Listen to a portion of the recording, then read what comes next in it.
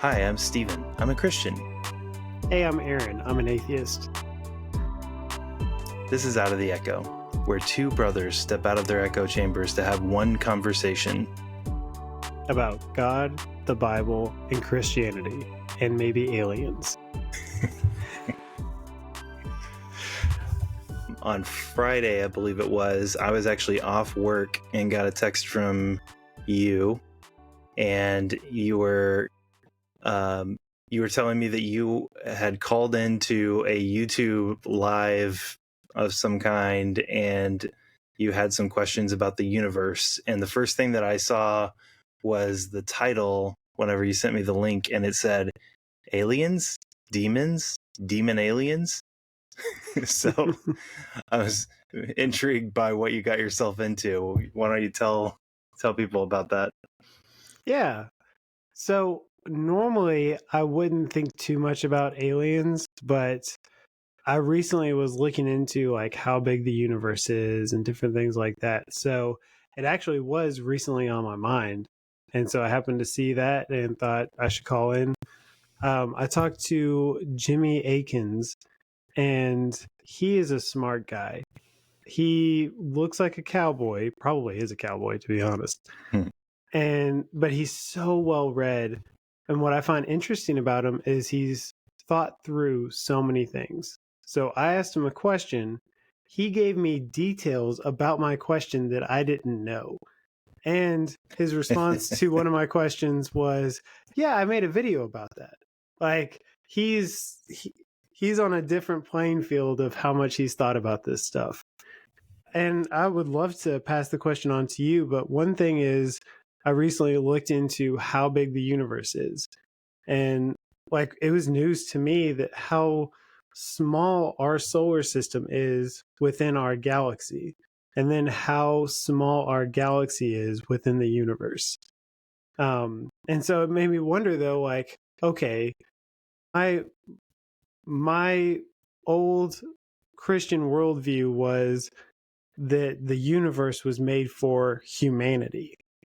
And that was really interesting to learn about, like, well, how small humans are when it comes to the universe. And so what are your thoughts about that, Stephen? Yeah. So, where have you said that your belief was that the universe was made for humanity? Where do you think that came from? That idea? That God made the universe for humanity, but so that humanity would worship God. Okay. Yeah. Yeah. I think there's kind of a on the one hand, I would affirm the idea that of course we were made to worship God, and I can see the connection with creation, because we talk about the heavens declare the glory of God, and we even call it natural revelation. So who's that revelation to? Well, presumably to us, right? We would look up into the sky, we would see the handiwork of God, and recognize that there must be a creator who has created all these beautiful things in the universe. So I guess, yeah, I get that. I think I would challenge the that would be all of the reason for the universe to exist. Hmm. Um, and I think so. Like when I think about God as creator, I think recently I've been trying to think of him. Yes, he's creator, but also like think of the word creative. Sometimes we disconnect or disassociate the word creative or creativity from God as creator. Mm-hmm. And I'm not a very creative person. Like occasionally I'll try to do something that's like artsy, and it's like just halfway, but if I do any decent job, then I feel really cool. Mm-hmm. Right. But you're actually more creative than I am, because you're a photographer. You like to make beauty, with the pictures that you take, right? I try. Yeah. Yeah.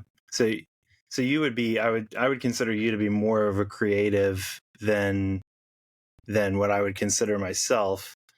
And when you do something creative, like, for you, it's photography. So when you create or take a photo, and you like get it just right. Would you? Who would you say that that's for? Oof, that's a profound question. Sometimes it's for my ego. Sometimes it's for my bank account. It has, there are different motivations. Um, mm, it's for the beholder is really who it's for. So whoever is going to see it is, that's who I made that artwork for. Yeah, that's good. Yeah, there could be a utility like, oh, I hope that I can do good work so that somebody will pay me to do that work. But Right. I think most creatives, like, there's this common aspect of most creatives that they want to create things that are beautiful for other people. Otherwise, why would they hang them up in museums? And it's like there's this joy that you get out of sharing a beautiful thing that you've created with someone else and getting to see them acknowledge, like, oh yes, I agree, this is beautiful. Like, and just seeing the wonder in their eyes, or just like, how did you do that? If like I look at some paintings and I'm like, man, did you do that freehand? Like, that's amazing. Mm-hmm. But if you took away everybody else and you just had that photo, like that best photo that you've taken, or the best painting that you've ever painted, then I think most creatives would say, even if you took away all the people that I could show it to, that would be terrible, but I would still want that painting. I would still find joy in creating something that I find beautiful. So I think, and this is it's a logical leap, so this is just me using logic, but I think when we look at the universe, I think you're absolutely right to say, like, that there's some disconnect. If we were to say that the universe was created simply, like, it can be boiled down to for people to worship God, then I think your word was overkill. Yeah. Like, it would be kind of overkill for there to be all these things that we presumably are not going to see, or people don't end up seeing for, however many years you want to go with humanity on there, but a long time that before we get the technology to be able to see some of these things. And even then, we're probably never going to exhaust the beauties of the universe and the expanse of the universe. Not to mention the depths of the ocean, and just all these different things that we just don't have the ability to access. So to me, I think we'd have to say, and I think people have said, that there are things that are created that are not for human consumption, but they are for God to be able to enjoy. As any creative person or creative being would create things for their own enjoyment. And then, I mean, we could say that in eternity, in the future, maybe there's a way that we get to see all of these different things on display. But I don't have any problem with the fact that God created things that we're never going to see, that he created them for himself.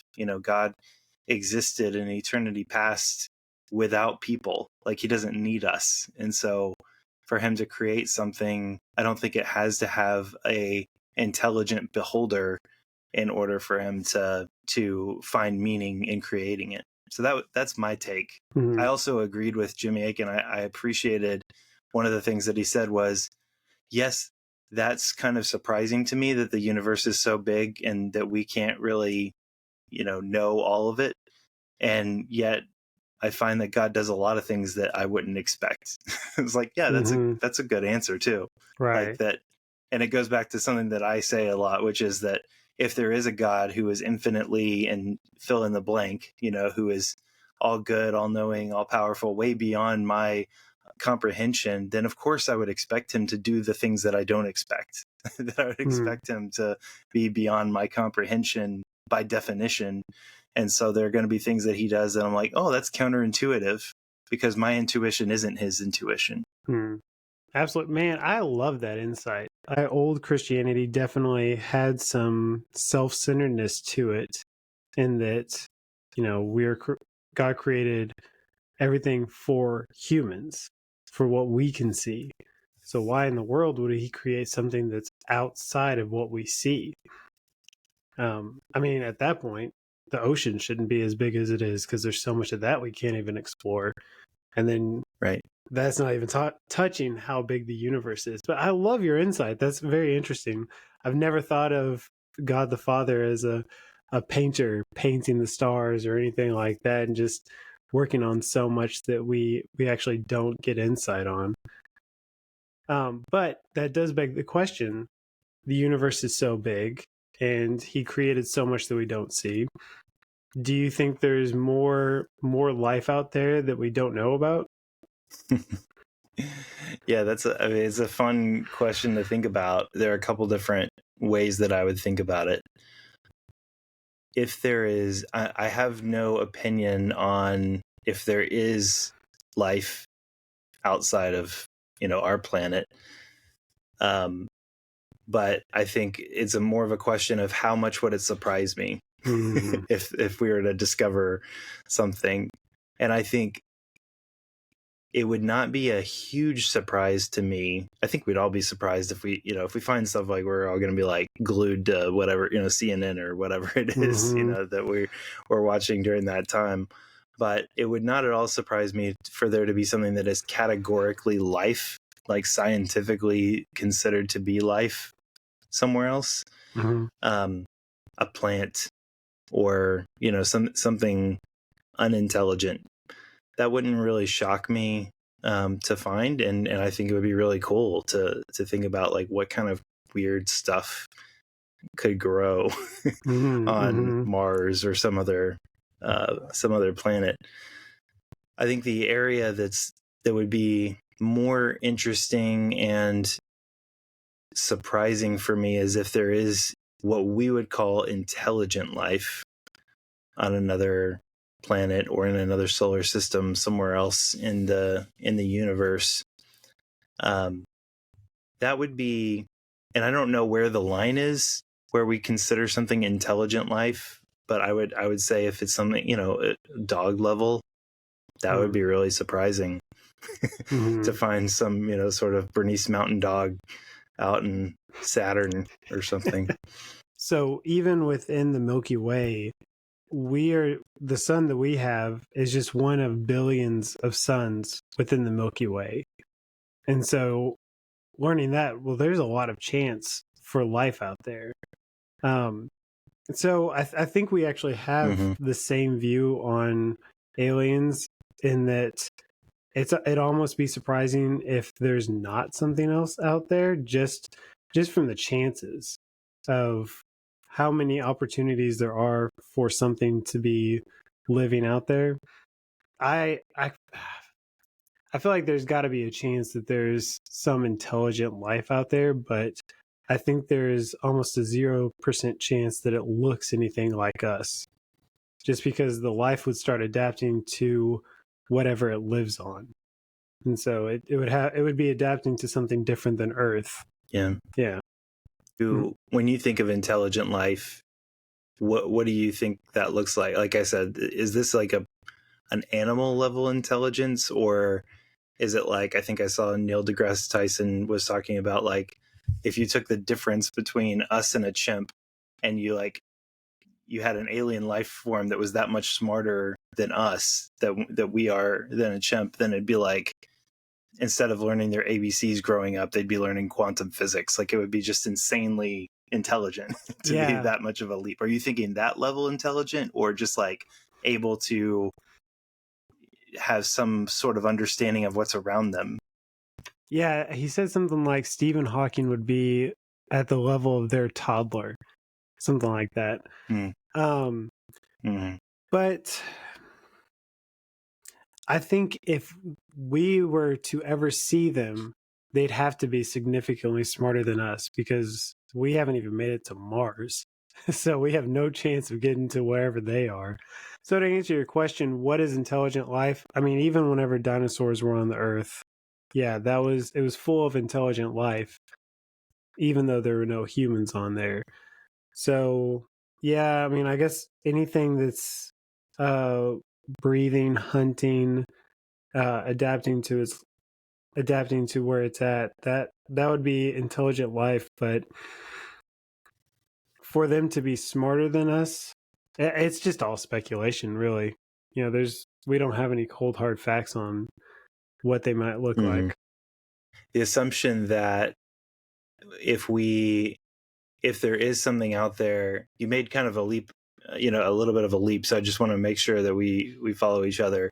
You started with the fact that there would be the chances that there's something out there, but then on the intelligence, it's like, well, if we ever find out about them, it's because they come to us, right? Or they somehow reveal themselves to us. But it could be that we just coexist and share the same universe, and we never know about each other, right? That we're both too dumb to find the other one. Oh, and so absolutely. Yeah, I mean, it wouldn't surprise me if there is life somewhere in the universe. I mean, I feel like the chances are, even I've heard the Christian arguments against evolution. They'll say, it's 1 in a billion or trillion. It's like, okay, but we have trillions of our suns out there. So chances are, yeah, like that there's some intelligent life out there somewhere. So yeah, it wouldn't surprise me at all to find out that we're coexisting within the same universe. It's just a matter of finding each other, getting to each other. And, we think of ourselves as so smart, but, making it to the sun was, or making it to the moon was such a feat. But I don't know if you've, I recently learned how far away the moon is and then compared that to Mars, significantly further away to get to Mars. And we can't even do that. And so to imagine getting outside of our galaxy it's a little absurd to even think about. Yeah, no, I actually learned that whenever I was growing up and the movie Rocket Man came out, because they had to go into hypersleep for a long period of time just to get there. And I think there was that recent movie. Were they going to the moon? Or sorry, were they going to Mars in that Chris Pratt movie where it's basically the same premise as Rocket Man but more serious? What is their trip? I don't think it's Mars. It's got to be further away because their trip was going to take something like 900 years. Oh, right. Yeah. So I don't know. But yeah, I hear what you're saying. That's hilarious. I've forgotten about Rocket Man. Shout out to Rocket Man. It may be on VHS. What did you think about the second question that I was able to ask them? So I asked Jimmy, if there are aliens, then would Jesus's salvation be enough for them, or would they have their own separate savior? And that's when he came back with, I've actually made a video about this. And so he gave me a summarization. But but what were your thoughts on that? Yeah, I think that question was where I think it gets to the crux of some of this conversation about intelligent life, and it also was where I pretty sharply diverted from Jimmy and his answers. Though this isn't about putting him down, because I was like, this guy's really smart and super nice too. Mm-hmm. Like, really seemed like a good guy. But his answer was, and you can correct me if I'm wrong, if we assume that whatever is out there is fallen, then yes, Jesus's death would be sufficient for them, mm-hmm. unless Jesus chose to become incarnate, like in their form or whatever, mm-hmm. like actually take on their form and save them in a more unique way. And I feel like there are a lot of leaps that we're taking to get there. Like, first of all, while scientifically we're just making the distinction between unintelligent life and intelligent life, that's not really a biblical category. And that's one of the reasons why I get to the question of like, well, if you find if we found an ape in another world, I would have to think that we would call that intelligent life. Like, that would be amazing if we found like a chimp or something that could do sign language, or like some of the different things that the apes can do. but we wouldn't say that that's anywhere close to humans. And so, biblically speaking, I mean, the way that I process that as a Christian is not the difference between intelligent and unintelligent. It's the difference between made in the image of God and not made in the image of God. Mm-hmm. And so it's a leap for me to think that there's intelligent life out there to the degree that we are intelligent. And that's not to say that we are all that smart, but it's just to say that that's a bit of a leap for me versus finding plant life or something out there that we would consider life and really cool, but not necessarily intelligent life. But then it's another leap to say that there would be something out there that is made in the image of God, and something that is capable of morally capable of sin. And so then if you want to go all the way there to the fact that there is something that like has the capacity to actually sin against God and needs redemption, then I still would really struggle.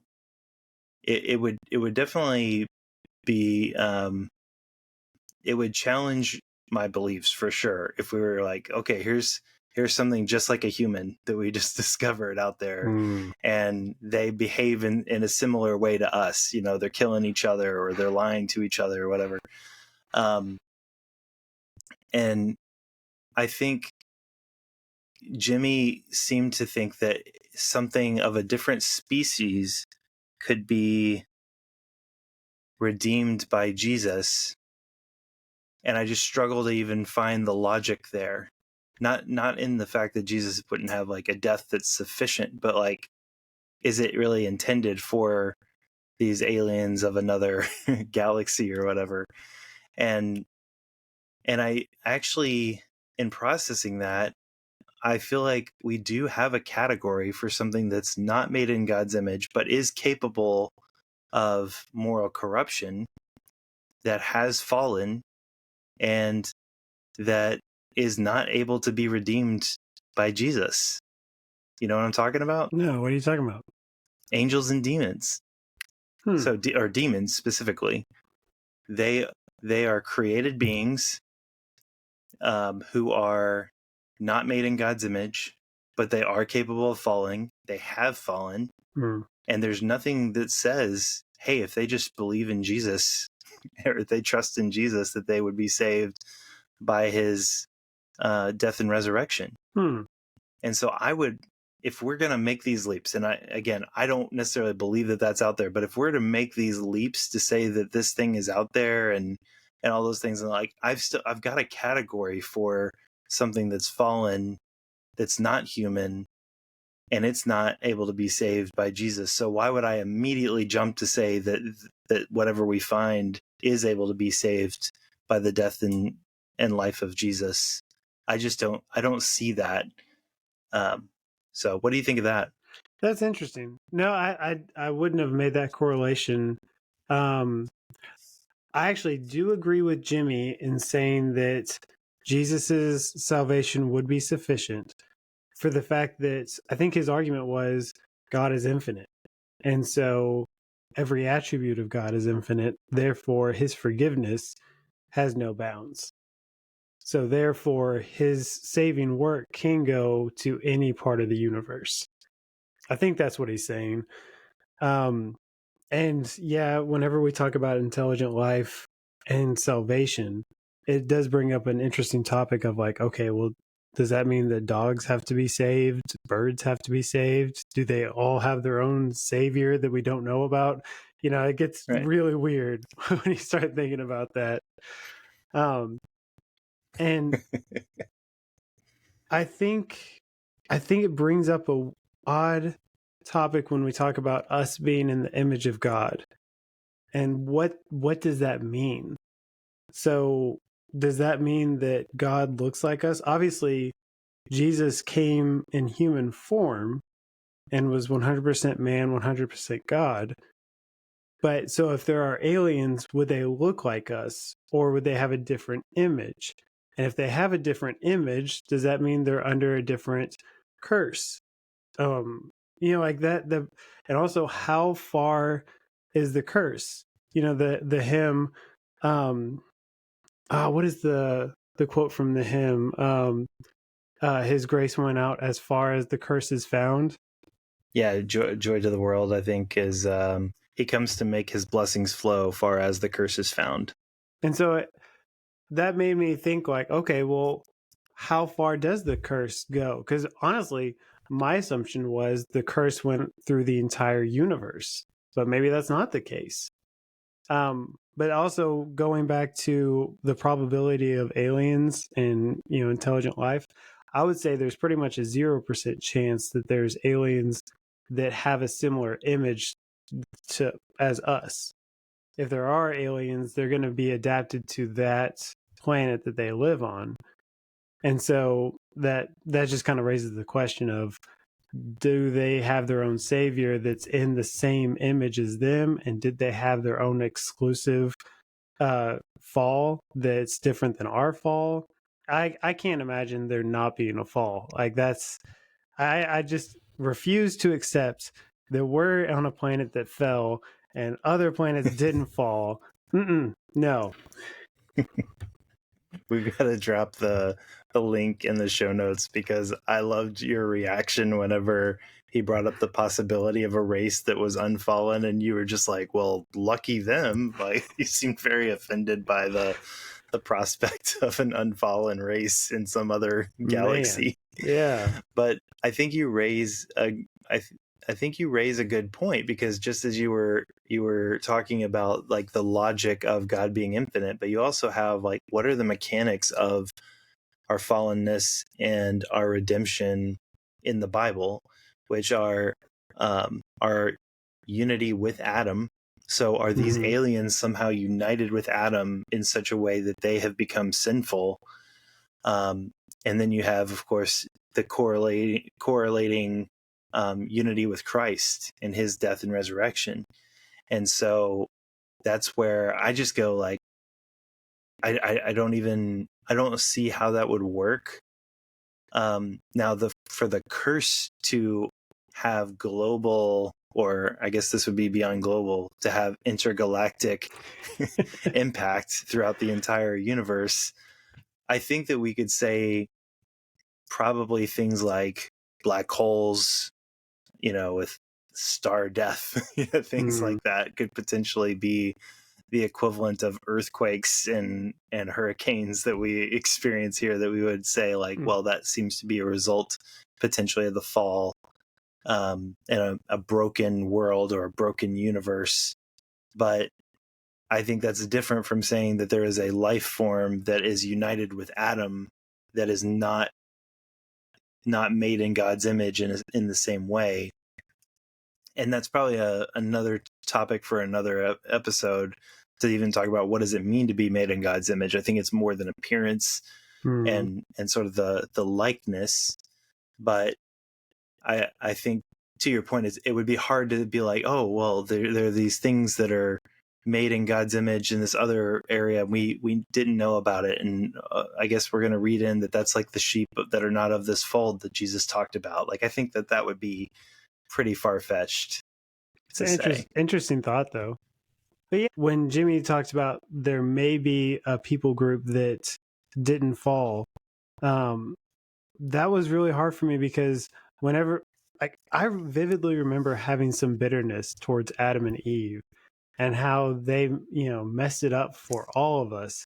But then I rolled it back and I was like, well, wait a second, Aaron, you've sinned too. So you can't get on to these people for doing the same thing that you've done. So to imagine like, oh, okay, well, there actually is some people that they just didn't have some fruit one time. And so, everyone just put up a baby gate around the fruit and they lived in this perfectly happy world. That was really upsetting for me. Yeah. Which, by the way, you realize that he was talking about a fictional work, right?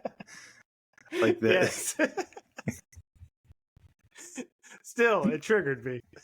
I'm starting to think, I was starting to legitimately think that you like believed like that he was talking about a real thing that C.S. Lewis believed. No, I understand. It's all hypothetical. Yeah, but I mean, it's an interesting conversation. I had fun listening to you talk with Jimmy and just kind of thinking through those things. Like, I don't really, it's not going to keep me up at night thinking about like the potential for alien life forms of, that are intelligent. I mean, legitimately, it's fun to think about like what things could be growing. Like, that's kind of the way I would think of it, as like what cool things are out there that we may never see for ourselves, because just whenever we do discover things, it's like always so cool. And so just to think of what could be out there that we're not even able to get our eyes on is just really cool to think about. And it's just interesting for me to like how differently we think about these kind of things. And even recently you were talking about like how you kind of feel like you've got almost like I don't even want to put words in your mouth, but like you kind of have some spiritual beliefs even with like the things that we observe here on Earth. Yeah, like I've grown a lot closer to nature recently, um and how I get so calm and so peaceful. It gets rid of so much anxiety to be outside. And I've been looking into a lot of it. For the longest time, I was big into grounding. The idea that all electrical pulses have to, like, they go to ground. Every house has a lightning rod to ground it. And so the idea being to, like, have your feet touch the earth, and you'll be grounded and your electrical pulses will be more stabilized. And it's interesting, like researching that for this podcast, it made me less convinced about grounding, but actually more convinced about being outside in nature and how that is like verifiable. That has an effect on people. And it's really hard to tell if that's a supernatural component or if that actually is a natural component. If it's we adapted to life being outside, and so that's actually us being in the habitat that we were, supposed to be in. Kind of like how my cat Chip, he loves staring outside even though he lives inside. Like he longs to be out in his regular habitat. So it's hard to tell if it's something like that or if it's actually we have a connection to Earth and we long to get to be back with that connection. So yeah, that's something I've been kind of doing a lot of thinking about and trying to balance an aspect of this could just be some synchronicity of yes, I get calm when I go outside, or this could actually be a real thing. So would you say that when you go outside, does it matter the time of day? Or because like the first thing that comes to my mind, which is weird because I'm the Christian in this discussion, is like vitamin D. Like is it like you get some sun rays, you get, there's a natural things that you're getting that your body actually needs out there, that are causing you to kind of light up and feel more enjoyment, oxygen, just the different things that you get from that? Or do you feel like it's not dependent on conditions and different things like that? No, I take a lot of walks at night and I feel pretty similar at night. And so I don't think it's just vitamin D. Even the aspect of, every house has a window. And I worked in an environment that had no windows for 5 years, and it's difficult. But I'm super curious about this. I want to give you some words, and I'm not looking for like a specific definition. This is just more of how does Stephen define these words? Supernatural. Supernatural. I would say, I would define supernatural as something that is not um, observable. Something that is somehow real, but beyond the net, like it's beyond what we can observe scientifically or in nature. Superstitious. Superstitious would be someone who's more than a little stitious. No, I think superstitious would be somebody who believes that their actions somehow have a connection um, almost like a controlling connection with the supernatural. So an example would be not necessarily because an atheist might immediately be like prayer, and that's not what I mean by like. But I'm not talking about someone who feels like they can interact with something that is in some ways supernatural, but like they believe that if I do this thing, then the gods will either be angry with me, and so I need to do this other thing to fix it. Like I said the word cancer, so now I'm going to get cancer, or I need to knock on wood or something like that. Or my team wins every time I wear this shirt. So for whatever reason, I'm going to wear this shirt, and that's going to help my team win until it doesn't. And then obviously it's not working anymore. So it'd be that kind of thing. Mm-hmm. Yeah, I totally agree. If my definitions stay this long, then we'll be here all night. Actually, for this last one, I was hoping that you could make it a lot shorter, just because this is a whole branch of study. But spiritual warfare. Spiritual warfare. Mm-hmm. Spiritual warfare would be, man. So it would either, I think I would define spiritual warfare as any sort of conflict between the fallen forces, spiritual forces, and those that still follow God and His command. There is a lot of spiritual warfare talk out there that is like us engaging in that in a way that goes beyond prayer. Yeah, I like your definitions. I totally agree with your superstitious one. I feel like a superstition can be very... Did you just knock on wood? Like... No, I grabbed a fidget. I feel like superstition is a very self-centered way of... It's like a very self-centered spiritualness of, if I do this, then the universe, then God, then whatever will take over the other part of it. Yeah.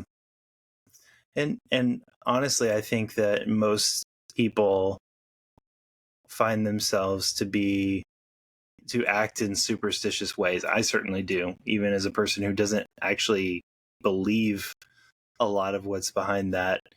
I'll tend to think like, oh, if I don't watch this game, then maybe it'll be different. Or I remember just feeling like oh, something good is happening and therefore something bad is going to happen. And I think oftentimes that can be sort of a superstitious beliefs. But if I were to talk about just like in summary on my beliefs of sort of the supernatural, I think one of the things that that is important to keep in mind is that even as we talk about some things like, I don't really have much in the way of answers of like why it feels good to go outside. And it is funny that sometimes I default with stuff like that to a more naturalistic explanation.